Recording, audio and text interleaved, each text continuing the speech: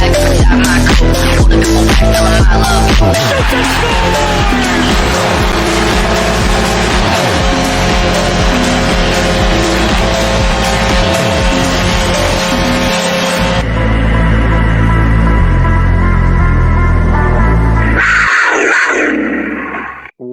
up, everyone? Welcome back to another episode here of Panthers versus the World. And just got to always give a quick shout out to our producer, Joel. Thank you for everything you do, man. It's greatly appreciated. And to everyone watching, you are also greatly appreciated. Please like, share, comment, subscribe. Appreciate all the support out there, or the hate, either one. We appreciate it. Jeremy, how you feeling going into a game 6 here back in Boston? Well, my stance there after we were saying last time. The one thing I didn't want was a potential Game 7 and a potential reverse of the script, and it is currently what is shaping up to be happening after the Game 5 loss. I don't want to go ahead and start pressing the panic button and start telling everyone to sell their Chucky jerseys and the team's going downhill just yet, but obviously. Just a frustrating loss, a very frustrating loss, I would say. But of course, Paul Maurice seems confident. Reinhart seemed very confident. So I don't want to. Obviously, I'm still not jumping ship or anything. So So hit Boston. Let's roll. Yeah. I still feel confident here. I wouldn't say confident 100% that they close it out in Game 6, but I feel confident they could win one of the next two. I mean, look, it's a series. Full credit to Boston. Honestly, I mean, I don't want to say I thought they'd roll over, but I thought in the end the Panthers were going to be able to win the game before the game, and then I mean, just we're seeing it across the NHL, so I don't think it's necessarily a Panthers issue, but the lack of ability to close out, it sucks. I mean, if you end up winning the series, you forget about it, but. Honestly, I thought they would have taken the lesson they learned from Tampa and last year against Toronto, and used it here for this game and just came out like with the same just intensity that their life is on the line, especially with the fact that Carolina and the Rangers, I mean, which is going on as we speak here. I think that's going to 7, honestly, but it was definitely going to 6, and some time off would be nice. I mean, as we see, this is around the time where the injuries start to pile up for every team, and the Panthers are not are included in that. There's some moments in the game. I mean, it always freaks me out whenever anyone goes down the tunnel. But these guys are so tough. It's just crazy. To go off topic for a bit, and then I'll circle back. Chris Tanev last night for Dallas. Go to the locker room to get his tooth pulled, and he has probably like 6 teeth left in general, and now he has one less. Comes right back in and keeps playing. Like, just hockey players are psychopaths. And Montour at one point went to the locker room, and I was like, oh boy, like, geez, that can't happen. Did it well. Yeah. Barkov. I have a take on that. We could touch on that here, but yeah, I mean, Boston ain't gonna go easily, and I hope the Panthers really did learn their lesson, but. Look, I mean, Swayman has not played a bad game yet. If there was a bad game he played, it was possibly game 3 in Boston. I'm trying to think. I can't remember. I got my games mixed up here, I think. But either way, the one game he played, like, it wasn't even a bad game. Like, he's played incredible all series, and I don't think there's anything like if I was a Boston fan, I think it's very clear who the better team is, but I still think Swayman can go out there and steal you 2 games, and you can move on to the next round. Yeah, I completely agree. I mean, I've been praising Swayman this entire time. I feel like he's been incredible, and I fully believe maybe without Swayman and net, the Panthers. In my opinion, the Panthers were not the better team in Game 5. I believe Boston played a much all-around better game, although I do believe the Panthers had a much stronger third period.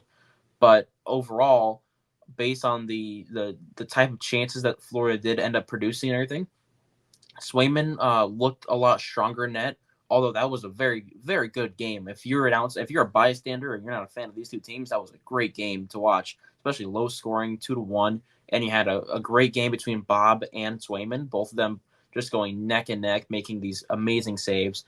I mean, personally, I still go back to Game 2 in Florida against Tampa. I think that was a better goalie game, but this one was just really good too, with Bob making those saves on the breakaways, the back-to-back ones, and Swayman just stopping Reinhart at every single opportunity that he had.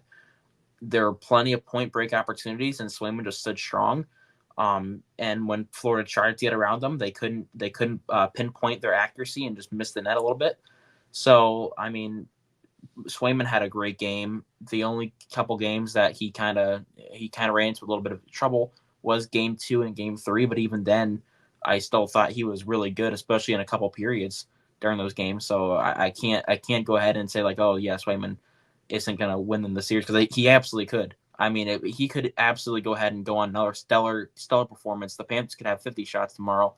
He could stop almost all of them, and the Bruins could just get by Bob. But the point of the matter is that Swayman has definitely been a huge part of the series. My Florida hasn't moved on yet. Yeah, I think just for me, like Bob was on it. That was the best game we've seen him play in the second round. But he was beat clean on a few of those, and it just happened to trickle wide. The Pasternak miss at the end, like I don't know how that stayed out. Goes 5-hole and then just squeaks by the post. There was a few others too. But yeah, I mean, Boston's having their chances. They're not capitalizing, and the Panthers, like they have to go out there and play a full 60-minute game. And I think they're well aware of that. Like I think that as the series has gone on, that was like an adjustment Boston made in that game was noticeable. It was a lot harder to get to the front of the net and screen Swayman. What they did to necessarily do that, I don't know, but it was clearly a focus. And I think that the Panthers are going to come back, readjust, especially with the 2 days off. Now, to speak on the 2 days off, I'll just say real quick for Barkov, I thought there was an interesting moment in the game. That's why you probably could notice this better from being home. But Reinhart was taking faceoffs, I believe, the entire time. And then one time there was one where Reinhart got tossed and Barkov had to come in, and even just his stance, like for the faceoff, it was completely different than what it normally is. So I think there's probably something Yeah, there. actually, it was pointed out on TV too by the Oh, it Bruins. was okay. They specifically said, yeah, they said when Barkov went in there, they said, yeah, either he's on his offside or he's just doing something, or like he's not comfortable going for the faceoff. They said something That's was what I wrong think. there with Barkov. They said that from the broadcast, they sounded like they thought it was more of the fact that it was on a different side of the ice, but I don't really think that really mattered much. But I don't know, because I don't play hockey, so I wouldn't know. But based on the broadcast, they didn't really sound worried about it. But I mean, I don't really know. But it was definitely noticeable. I think that's something to watch out for, like just face-off in general. Such a huge part of the playoffs, and Barkov key guy in the face-off, and that could be an advantage to Boston if now you have Bennett, who normally takes face-offs, who's not taking face-offs, and Barkov too. And then I'm going to be honest here, I was following the Panthers practice updates today, but this one may have completely slipped by me. Can you explain the return Carter? Is it I don't break my heart here. Did I miss something? Like I saw there is going to be a lineup change. No. But okay. My reason for please return Kata is the fact that whenever we lose a game, I try to go ahead and I try to give him good spirits. Like when Bob had that bad game against Tampa, I put please return Bob. Just please return Carter, because in my opinion, I'll go ahead and I'll explain that, but I'll get into it. I thought Carter Verhaeghe had one of his worst games, and it was very, very pointed out a lot through. He looked frustrated at certain points. Yeah, he had a pretty rough time where I don't want to say he let, because he didn't necessarily let, but Geeky just got right in front of him. He did. I thought that was a poor effort from him. It was like when I was watching, but yeah, it was a poor effort the entire first period from everything. Yeah, I completely agree. I thought, I don't want to go ahead and say Verhaeghe looked terrible, because I don't think he did. I don't think Verhaeghe ever looks really terrible. But I thought it was definitely a poor effort from him. I thought it was a frustrating. It was frustrating to watch him. I thought he was very unnoticeable throughout the game. I didn't think he got. I didn't think he got too many good opportunities to get going. But I mean that kind of goes with a lot of the team. I felt like there was like a lot of moments where we just couldn't get set up in the zone, and we just let Boston run us through it. And we let Boston run the game for the entire time. I felt like there was too many opportunities where we just let go, so Boston could go ahead and try to make a mistake, but they weren't. So I thought that was a big issue. But yeah, I'm just gonna go ahead and say I put please return Carter just because I felt like he was the least impressive out of everyone on the ice last night, and I would really be happy if we could see a better Carter Verhaeghe come into a game 6.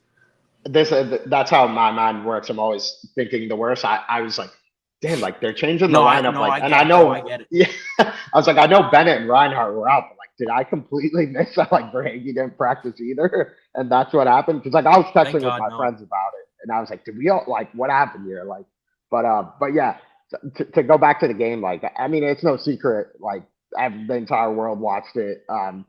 It was pathetic, honestly, in my opinion. First period, and I, as well, like the other periods, I think the power play was just abysmal the entire game. I don't think that matters necessarily as much anymore because game 6, 7 traditionally in the NHL playoffs, power plays really start to dry up. Like the opportunities just aren't going to come. But the way Boston is playing is like they're forcing the refs to call it, and like the multiple too many men on the ice, it's like it's inexcusable from the Bruins, and like for the Panthers not to take advantage, like they had every chance to go win that game. And it really sucks that they couldn't do it. I mean, like Boston has handed this series on the power play to them on a silver platter. Like the Bruins fans are like, oh, the power play disparity. Like, what do you want the refs to do when like the guy cross checks or when McAvoy cross checks Bennett right in front of the ref in the face? Like, the one embellishment they called on Mundell, like, fine, I get it. Like, there's already a power play for the Panthers. You can't, it can't be like 8-0 power plays. But like the refs are left with no choice here. Like the Bruins are playing a sloppy game. They're playing undisciplined. And I think like they know what they're doing, much like the Panthers last year, who like just were towing the line and like forcing the refs to call stuff, and then Maurice would get on the refs. Like I think that's what Montgomery's doing now. I'm like, it's a good strategy. It's gonna work, but like when you have like 7 guys on the ice for like 5 seconds, like it's tough not to call it multiple times. But Boston also became very close. I believe I'm not too sure with the rule, but I do believe Boston came very close to actually on their 5-on almost taking a 5-on-3 penalty when they had one of the too many men on the ice. yes, One of them jumped right over that the that should have boards been two. and I took a believe trip. that is a penalty. Yeah, they called like an From interference. what I heard, the only reason why it wasn't a 2 was because of the fact that the puck the play stopped right after the puck had already Fair. when he jumped on the ice, the stick was already on Boston's stick, so it didn't matter. Okay. But it was very much very close, and Boston really has to do a better job there because that wasn't going to work out. And I feel like a lot of the times, even in the Tampa series, when there were calls that maybe were going our way or maybe going Tampa's way, there's a lot of times I'm like, well, that could have been let go, that could have been that didn't have to be called.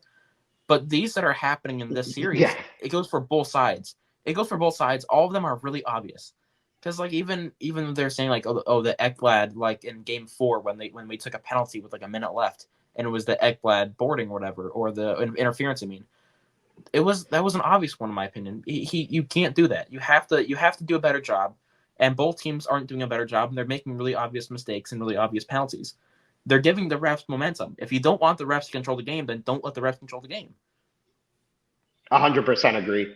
And then also to touch on the refs, I don't know about you, but me personally, like whatever the goaltender interference. Like I know the Boston. It's like, oh, we like now the Panthers fans know. I feel like so what? Like first of all, they didn't score on the power play after. Like they missed that opportunity. And second off, the Panthers had another half a game to go win it. Like the goaltender interference call was irrelevant. The Panthers still could have easily won that game. It's a toss up with those. I saw a stat that 20% of the challenge goaltender interference I believe just in the playoffs. I don't think it goes to the regular season. Have won. So I mean that's something you just these are not things you should be challenged unless it's like blatant. And I feel like that one, while it like probably gets called in the regular season, like I don't think it's getting called in that circumstance. Like as we have seen with hockey over the years, like the severity of the penalty or hit, whatever, does not matter. It matters of the time. Like as we've seen so often, like to even go back to Sam Bennett hitting Marchand, like if that's in the regular season and then the footage comes out, that's a hearing suspended for 3, 4 games, possibly more. But because it's in the playoffs, we just pretend like it doesn't happen, and that happens across the league. It's not like every team that complains about the refs, I find it so odd because over the history of time, like I guarantee you, these things even out like eventually. Like it all comes around. The refs are not something you can control. I just find it odd to try to even associate them to like the game. Like they're there to do a job, and it sucks when they have an outcome on the game, but sometimes it's in your favor, sometimes it's to your disadvantage. Yeah, and actually, I'm gonna go ahead and get on the topic of the goaltender interference. I did want to bring that up at some point, but I don't want to go ahead and say I don't. I feel like the refs have been. I mean, they've been awful this entire. If you want to go series, if you want to go to the entire playoffs, everyone's made it a thing. Everyone's been saying like this is arguably one of the worst playoffs it's ever been for the refs. I feel like even the NHL realizes this, how the referees are are calling maybe a lot of calls, maybe not too little, but there's been too many either missed calls or either it goes either way. And it's been really bad in every single, just every general direction you look at. There's something wrong with the referees and how they're calling the games. So that's an obvious issue. And then getting back to, as I was saying before, I wanted to go ahead and bring up the goaltender interference. This is a hot take probably from me, and I've seen a lot. I feel like it's probably been about 65-35, but I'm more on the 35. I feel like it should have been no goal. And I feel like personally there was 2 points of contact that you could have looked at. If you were looking at the stick, that is completely on Bob and is on Mhm. whoever was near the net. That is not on I forget who was it. Coyle? I don't Oh remember yeah, who it it's was. OEL. Okay, it was OEL. Oh, I don't remember who the I don't know who is the Boston player. I don't remember who the Bruin player was, but he's not the Bruin player does not make contact with Bob's stick. That well he does, but he doesn't it doesn't force Bob's stick to leave his hand. OEL hits Bob's stick. That's the point. There you go. There's it shouldn't be goaltender interference in that one. However, if you look at a skate, there's goaltender interference when the Bruin player makes contact with a skate and makes Bob fall over or a little bit and makes him stumble. The clarification was Bob. There was goaltender interference. However, he had enough time to regain balance and to try and make a save. I understand that. However, I believe the reason why they didn't call it was because of the fact that either the league or someone had to say, like, listen, if we give them this one, Boston fans, the players, everyone's gonna be upset because of what happened last time. So They I wind their do way into it fully, being a good goal. I kind of believe here that it was a makeup call, and I don't want to go ahead and saying although it's rigged because we already saw how Boston do it. I don't want to go ahead and I can't say it's rigged because, as you say before, the Panthers were given time and time and time again to score a game tying goal, forced to overtime, or even take the lead. We had too many opportunities to do so, and we got nothing going. This was the worst power play we've ever seen in a game this postseason, arguably the entire season. The power play was not meshing well at all. There were too many times where we just took it and we wasted a good 30 seconds trying to dump it. Nothing was working. There was nothing happening. We didn't adjust at all. You can't blame the league for giving them the goal for our misfortunes and us losing. You can't blame them for that because I mean the Panthers were given every opportunity to tie the game. They never did. They couldn't.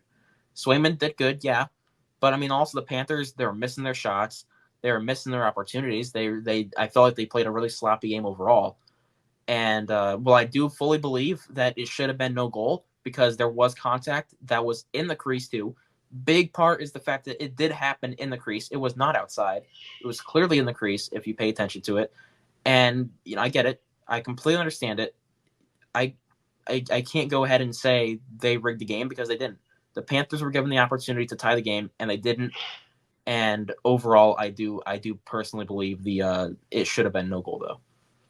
So to be honest, I mean, this is speculation, obviously, but I think like they make up their mind with these decisions fairly quickly, and then they kind of just sit there and are like, "What are we gonna like? How are we gonna justify this? Like, we got to find a way to say like the not having time to reset. It's like it doesn't make any sense. Like what? I had a conversation. I had a conversation before too. It actually happened directly after Game 4 in Boston, after the Bennett goal happened.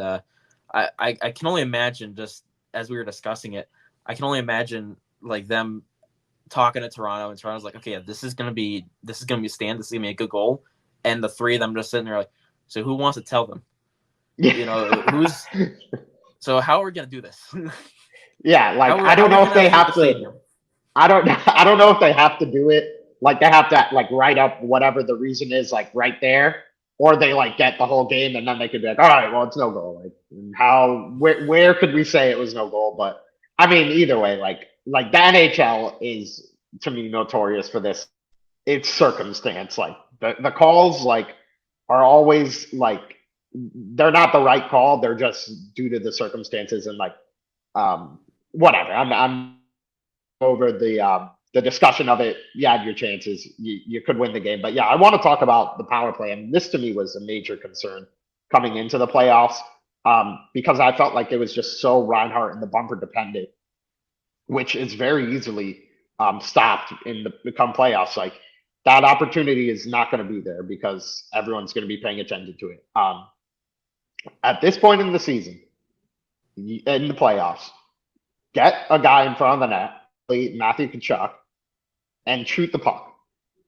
Screen him if you want to double screen him. Do it. Like get set up.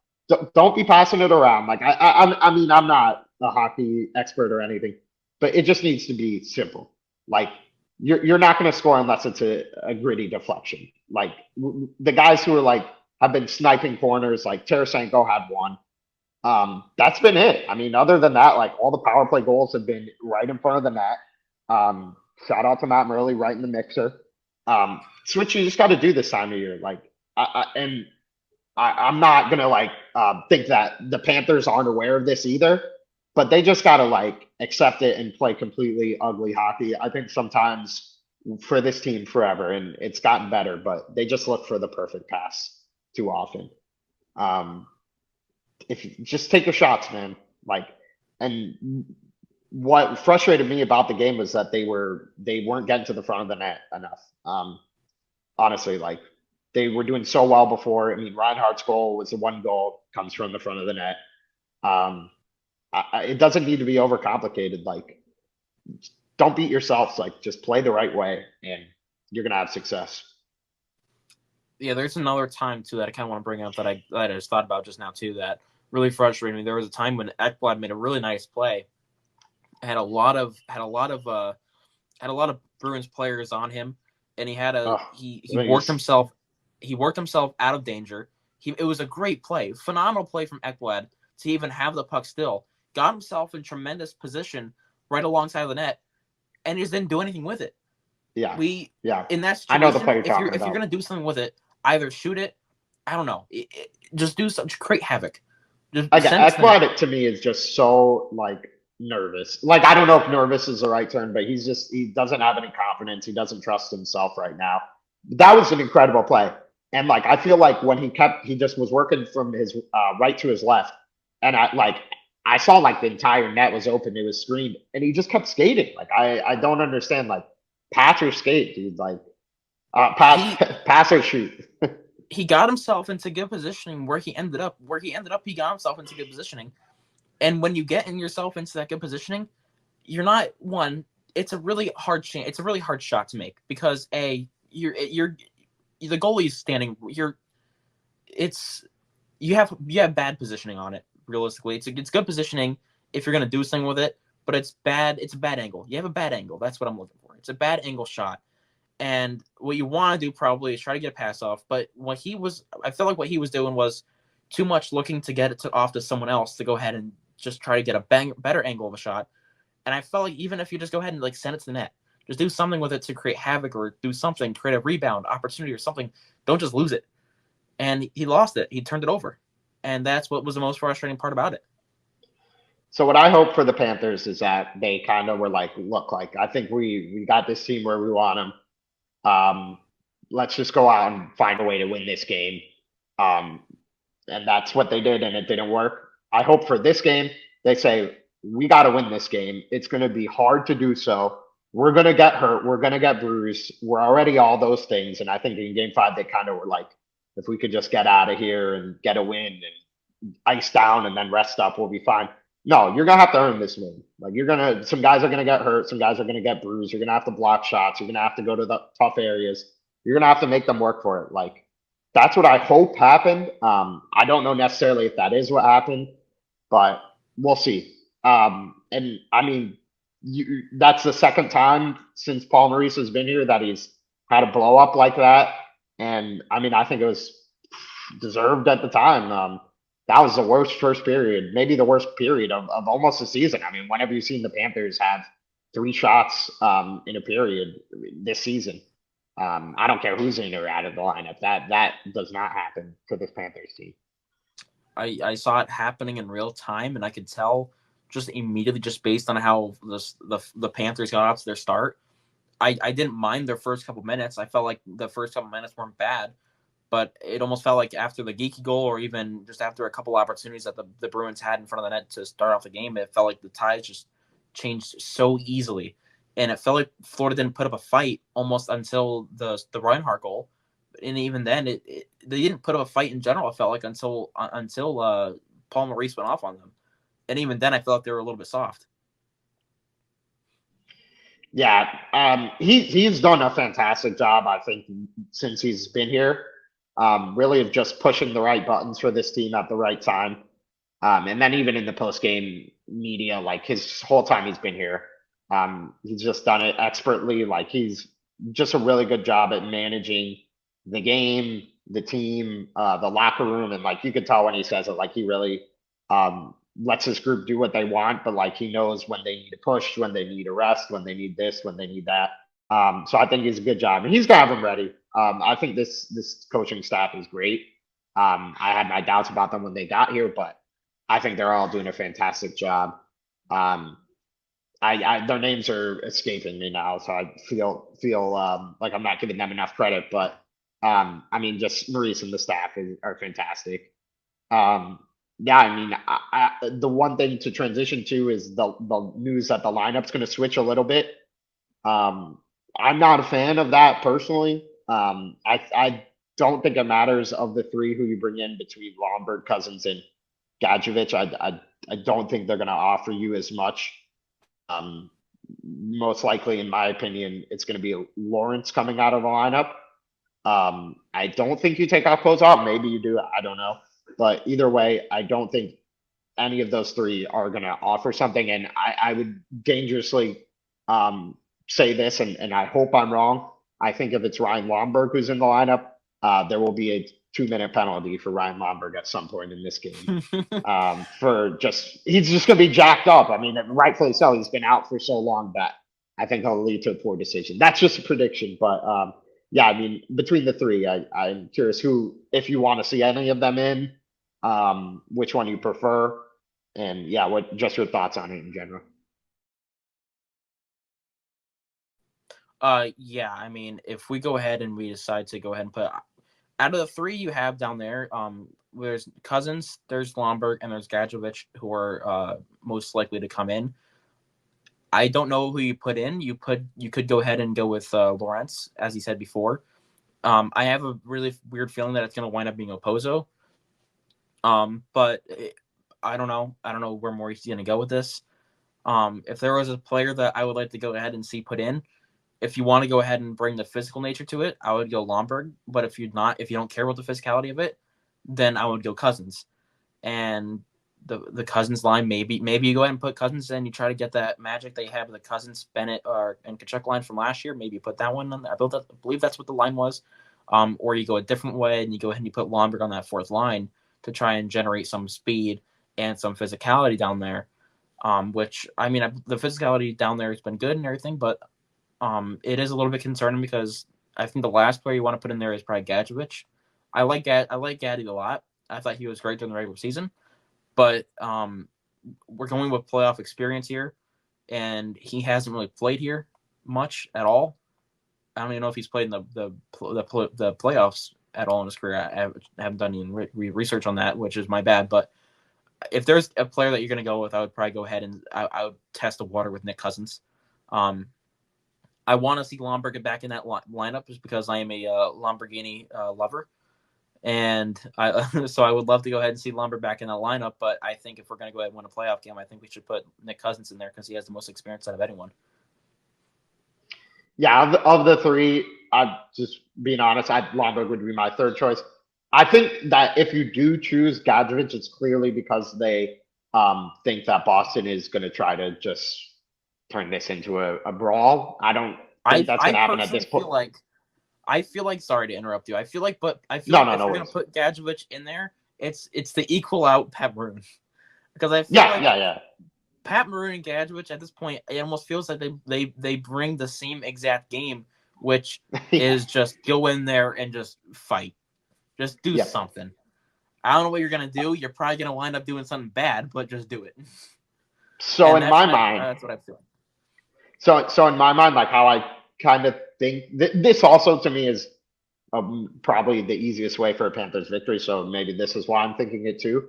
But I think it seems like Brad Marchand is going to get in here into this game. I mean, if it's not obvious to everyone, he clearly has a concussion. Probably shouldn't be playing. I don't know what the NHL protocol is like, but I imagine if this was a regular season, there ain't a chance of now he's playing. But he's going to find a way to get in. And I think with him being in, there's always the chance definitely in the back of everyone's mind that he's going to be out for revenge. And, the rest of the team too. And I think that, like we said in the previous game, plays right into the Panthers' hands. They could go out, they want to go out, send a message, get payback, retribution for taking Marchand out of the lineup as the leader and the captain of the team. I think the rest of the Bruins would follow his lead. And then the Panthers just go out, go win a hockey game. Don't worry about them trying to get payback. I think that'd be ideal for the Panthers. And that to me is why you would want maybe potentially bring Gadjevich in the lineup. Because that's a guy who, I mean, not saying Lomberg wouldn't go fight Pat Maroon if he has to do a crazy person. But I think that, I think that's kind of what you would do. I mean, we'll see. Honestly, I really have no idea. I'm curious to even know if we'll know by morning skate who's in the lineup or not. I don't think we will. But yeah, I mean, it's an interesting dynamic, and I definitely think Marchand will be back in the game. And I do think he's going to go out looking for quote unquote revenge. Whether that's necessarily fighting, I don't think so. I think he's just going to be, slew footing everyone and can opening people and towing the line. And in a game 6, you're a lot more likely to get away with it than you are in a different game. And I think it's going to be interesting to see. What do you think? I want to go ahead and say I personally believe that Brad Marchand will end up playing tomorrow. I feel like that's what they're going to go ahead and do. I feel like it's just going to be, I don't want to say it's going to be a Sergachev moment because this is a completely different situation, but I feel like they're going to go ahead and just say that he is healthy enough and they will just see how he's playing and they'll insert him in the line. We'll see if he can get going. If not, then we might see him get pulled or he might just play minor minutes. But yeah, I do believe Marchand's going to play tomorrow. And I definitely could see. I could probably see Gadjevich just go ahead and get put in the game, and I wouldn't mind it. I feel like even if I just don't want the entire line to get put back in the line because I feel like that's just unnecessary at this point. So that entire fifth line, I've been saying before how I would like to see the fifth line at some point. I do not need it now. I don't need it now when we need to win a game because that would be unnecessary. I feel like the entire fourth line in general has been really good. I felt like I've expressed a lot of praise for both Lawrence and Opozo, so I really don't need to see the line go or necessarily any of them go. But at this point, it looks like someone has to come out of the lineup, so I do wonder who it is. I also wanted to go ahead and just say this too. Brad Marchand was interviewed earlier today, and they did ask him about the Sam Bennett hit, and what he said was, "I think he got away with a shot, but I'm not going to complain. blank happens. I've been on the other side of a lot of plays. That's part of the game, part of playoff hockey. It sucks to be on the other side of it, but that stuff happens. And said people don't want to say it, but part of the playoffs is trying to hurt the other player on the other team. The more guys you take out, the more advantage your team has. Every time you step on the ice, someone is trying to hurt someone. I don't know how to take that. I want to go ahead and say I respect Brad Marchand for not going ahead and complaining right away and not complaining at all. So I mean that's nice to see because that's a completely different approach than we've gotten from the entire rest of the Boston Bruins. So that was nice to see. At the same time, I don't want to go ahead and have to say that because I don't play hockey, and from a bystander, you don't want to have to go ahead and say the only way to win this game is if I can injure you, which is hard to imagine. But maybe he's telling the truth there. I don't know. But what are your thoughts? So I think that the Bruins, to be quite frank, had a plan in game 3, and it was I'm not gonna say injure. I don't think it was to injure, but it's to go out and inflict pain, like hit them as hard as they can, put a hand in their face after the whistle, mainly to Barkov. I think you saw that by Coyle and then Marchand talking on the opening puck drop, and then Marchand got knocked unconscious, and the game plan went out the window at that point. I think if Marchand, doesn't get concussed in the game and stays in, has his wits about him, I'd be curious to see what they would have done because I think they probably would have continued to push the envelope and hit our players. And I'm not saying that they're going out here and doing what I don't know who it was for the Oilers, but when they not tapped whoever that was on the Canucks. I don't think they're going to do stuff like that, but they're going to try out and hit these players. I mean, you saw what McAvoy did to Rhino. There is clearly a focus to the Bruins to bring the physicality and bring it hard. And I think that if Marchand's back in the lineup, you go back to that. Whatever the plan was, if you were going to challenge Barkov every time there was a whistle until he accepts and whatnot, I think they're going to try to do that here in Game 6. And again, I think that's to the Panthers' advantage. They're not going to. This is a savvy team. This is a veteran team. This isn't a team that hasn't been around the block in the playoffs. And they have the ultimate goal in mind. They're not going to risk this. You would have seen at this point, someone make a poor decision. Even Sam Bennett, who is never one to back down from a fight. In a close game, it's not going to happen. And I think they'd be wasting their breath, the Bruins. But if they're going to do that, fine. And I just hope for both teams' sake, everyone comes out healthy, specifically more the Panthers, because losing if you go on to win Game 6 or 7, but you lose a key guy because the Bruins' mantra is to take a pound of flesh with them, even though they're going to go out. I mean, that'd just be so gut wrenching, and well, we could handle that if cross that bridge if it gets there, and God forbid it does. Knocking on wood. Yeah, I think we have the depth to cover it if we lose a guy, but we don't want to. If we win, we're getting to a place where we're deep in the playoffs where it's just 2 more rounds to have to get through, and I don't want to have. By the way, Carolina up 1-0, Rangers 2 shots in the period. Is it? Is it really? Wow. I could be. I mean, I joked after. I joked after we lost Game 6. I was like, yeah, Bruins Canes, Eastern Conference Finals. Who had it? Who had it? But could you imagine if it was something that's crazy? Like that? Yeah. Wow. If Carolina forces a Game 7 too, wow. This is. Well, we said it before. We didn't necessarily say it, the entire stat, but teams are 0-3 when they're trying to close out on home ice so far this round. I think in general, yeah, this round, yep. The Panthers failed too, the Rangers failed too, and now and 0-4 because the Rangers failed twice. Game 4 and 5. Well, that was in Carolina. Oh, on home ice. Gotcha. On home ice. It's hard to do. So, yeah. I mean. I think if you're a Panthers fan, you shouldn't. Actually 0-3 when trying to close out when they're 3-1. Yeah, that's true. Because the Panthers, Dallas failed too. Wow, yeah, this is getting crazy. This round has been really good because this. Sorry. No, me too. Don't worry about it. You go. I would say because every single team it feels like has gone off to a good start and it looks like they're winning for sure, and then the other team goes ahead and now it's pulling back. Yeah, I think as we've seen, like just that if you're the Panthers fan, like it's not just you, it's not just your team. Like every team is not going quietly into the night. I think that's kind of a product of um the majority of yeah. I think did every favorite win in the first round their series. Pretty much. I don't. It depends on if you consider Vegas the favorite or Dallas, because Dallas But has the Dallas highest was seeding. yeah, but yeah. So I mean, I would probably say yeah. I feel like every favorite did win. This has been an incredible second round. Look, I hope we get three game sevens, and that's not one of them's not in our series. So that's we're the only I one would that's going to prefer close it. just to ensure.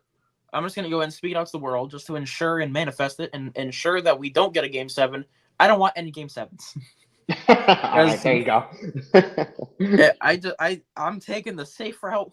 Whatever helps us win, and I don't want to have to endure another game seven.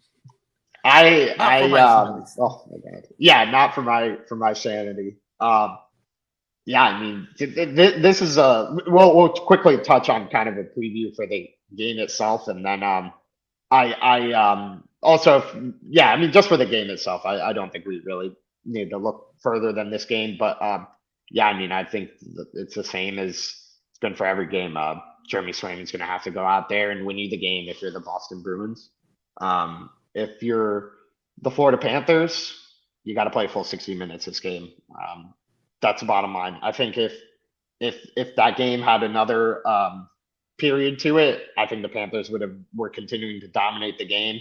It would have been interesting if the game was tied up, you know, how the Bruins respond, but you got to play your best if you're the Panthers. There's been so many chances this series where the Bruins have like missed wide open nets, and they're not going to keep missing forever. So capitalize while you can. I think that the Panthers are clearly the better team 5-on-5, and this game is going to be majority played 5-on-5. So that's good. I think the only other kind of thing I want to touch on is how well Bob played. I think there was some concerns from just the general public, like, oh, Bob, you know, he doesn't look great. I mean, you know, he is one of those goalies who needs like the shot volume to settle into the game. And then when the Bruins were lower volume, you know, he doesn't have the best feel, and then eventually he gets going. And I felt like he was just right whenever the Panthers needed a save, he was there for them in that game. So yeah, I think you see a big game here from your guys. That's what you need to. I mean, look at the Colorado Avalanche last night when they needed their star players to show up most. Makar 2 goals, McKinnon late game sealing goal. That's what you want to be paid better, Reinhardt. I mean, now's the time here you could earn more money. Maybe not with the Panthers. I think he ends up staying here, and I hope to God he does. I'd be crushed if he left. But this is a time where you could earn some more money in your paycheck here. Yeah, my here in a couple hopefully in a couple months, because hopefully we win the cup. But my please return card is going to wind up being please return Sam, because I am very worried about that. We really need Sam Reinhart to return. But yeah, just bring on that. We need our stars to perform better. Obviously, I can't really ask for more for Barkov, because I feel like he's been just such a leading factor this entire series, this entire playoffs. It feels like Reinhart needs to start finding the back of net again. He did last game, even though it was more of a dirty goal that really we didn't see too many of necessarily in the regular season. I feel like we saw a lot more snipes, but that it might just be me. I'm not sure. But also, I think we have to go ahead and I think you brought it up last podcast, but Matthew Tkachuk has really struggled. I felt like at least, and I think we need to see Matthew Tkachuk turn it up to another level, because I feel like we haven't seen the Matthew Tkachuk that we, as a collective fan base, are you seeing. Maybe hopefully he's not injured. Maybe it's something that we haven't heard anything about. And maybe it's just that, but it feels like Matthew Tkachuk looks slower than usual. It looks like he's. I mean, he's probably the slowest NHL player I've ever seen in my life, just in general. But I mean, it Him and feels like Cameroon up and down the ice race. That's what the folks want to see. I just I've already said it once, but if I have to see him take another like breakaway, he's not scoring those. He's not going to get a shot off. Well, I can't stand it. But but Matthew Tkachuk, his shot seems a little bit off. I feel like he's not even getting shots off in general. But I feel like the Tkachuk line needs to be better. Bennett's been great. I would go ahead and say just in general, I feel like Bennett's been amazing. But for the rest of them, for Hagee, Reinhart, Tkachuk, those guys, you guys need to step up. And Bob played a phenomenal game. And I hate to say it, but Bob played a game where that is a one that we should have won. Because even though we got outplayed, Bob stole that game. And Bob made that game that game could have easily been 5-1 Boston. But it was 2-1. Bob made some very clutch saves that we were foolishly giving them. And Bob kept us in that game and we lost it.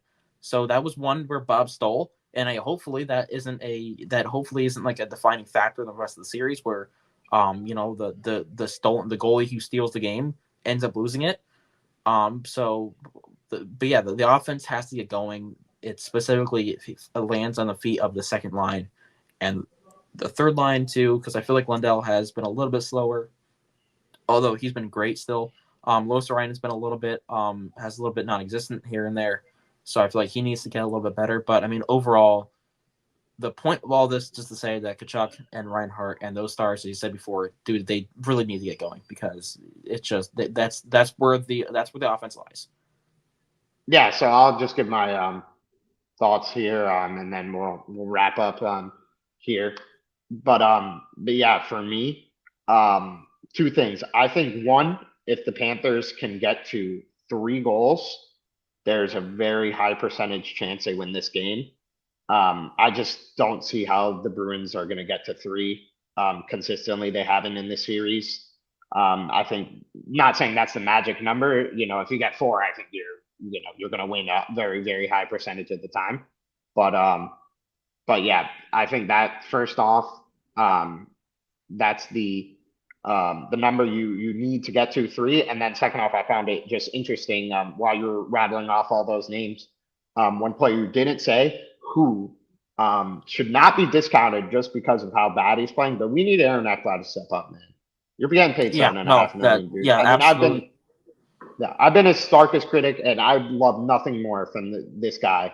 I've been dogging on him for 2 years, but for him, for the Panthers, for everyone, for him to just show up and have a monster game, I'd feel so happy for him. While I'm criticizing him, I still like him and I'd still love him to be around. But I mean, the bottom line is he's not worth what he's getting paid.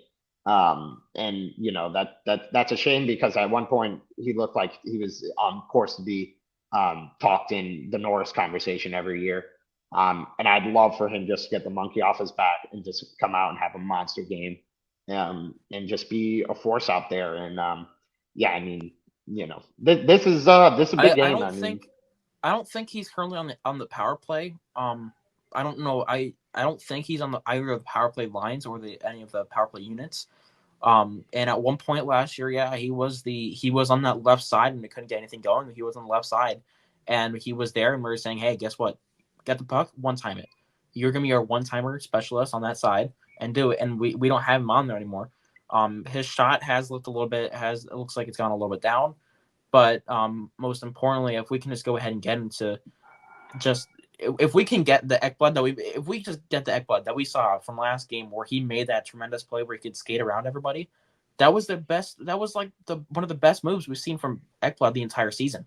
So if we can just go ahead and get Ekblad just look like he feels comfortable again, that's a huge step forward. We just need. You're right. You're completely right. We need to see Ekblad, and also I feel like Montour also has been a little bit disappointed this season. It might just be me, but I feel like he's been a little bit disappointed this season after the amazing year he had last year. It was going to be really hard to keep up with it in the first place, but I feel like he hasn't been as productive too, and I feel like he's taken a big step back. We need both of them two on defense to go ahead because those besides Forsling, because at this point we all know Forsling is the best offensive defenseman on this team. We need those guys that would step up offensively too, because both of those guys were at one point two of the best guys in their respective groups of offensive defensemen, and both of them I feel like have been a little bit quiet so far this playoffs and on the season. So yeah, I completely agree with you there. Yeah, I think everyone knows they got to step it up. I mean, when Maurice isn't going to do that unless yelling at everyone like he did, and then to just be fully confident. I think there's a sense in the locker room they know what happened in game 5 and they know what they have to fix and they know what they have to do. And they will go out and do it in game 6. I'm confident. I'm nervous. I think you'd be a fool to not be nervous. I mean, this is the playoffs. It's emotional roller coaster the whole time. But yeah, I mean, let's go out, finish the job, get it done in Boston, and move on to the next round, survive and advance. That's all you can ask for at this point. Either team that you come play in the next round, if you do make it there, um, a Carolina team playing with some confidence now would be scary. But yeah, I mean, look, man, survive and advance. That's the name of the game at this point. Um, and I think it served them well to get an extra few days of rest. I think they need it. Any final predictions? I'll say this, and then you could go and we'll close out. I expect. I'm gonna say we get a big goal from. Gosh, I wish I thought of this more. Tarasenko pickup, deadline pickup. Tarasenko, clutch guy in the playoffs. That's not just one off the top of my head that I randomly pulled out there. I do think he's gonna have a big game. My only worry is with guys coming in the lineup if he goes down third line that I would not feel as confident in that prediction and take it all back. But if he's on that first line with Barkov and Reinhardt, big Tarasenko goals coming. I'm gonna go ahead and say we should go. Yeah, we need to go ahead and do this like for the rest of the. Hopefully, these aren't like some of the last episodes we have here, but we need to go ahead and start doing this for the rest of the playoff series. That's not happening. Not the last episode or anything. I like that. Yeah, I would really hope this isn't the last episode, just based on the fact that Florida is gonna win tomorrow. But my prediction would go ahead and say I think Carter Verhaeghe does return, and I think my man does come back, and I think he does score a big goal tomorrow. And yeah, is a big and a lot better of a player than he was last game, and he fully returns to his form, and he scores a big goal for the Panthers tomorrow. Big time players make big time plays in big time games, and that's what Panthers got here in Game 6. I'm excited. This one is Friday. I'm super jealous. Next round, can we get some weekend games here? Sunday, even though Sunday not going to happen, Game 7, but if it does, I don't count that because you got to go to. I'm going to work the next day, but so let's get some Friday, Saturday games next round. The Panthers fans want to have some fun too. Stop giving us these Monday, Tuesday, Wednesday games. But yeah, we'll be covering this here as far as this goes, all the way to the Cup final, I hope. And I know if you're watching this, you definitely hope to. Jeremy hopes. Everyone here in South Florida is hoping. Yeah, from us at Panthers versus the World, thank you so much. Please like, share, and subscribe. And go Cats go.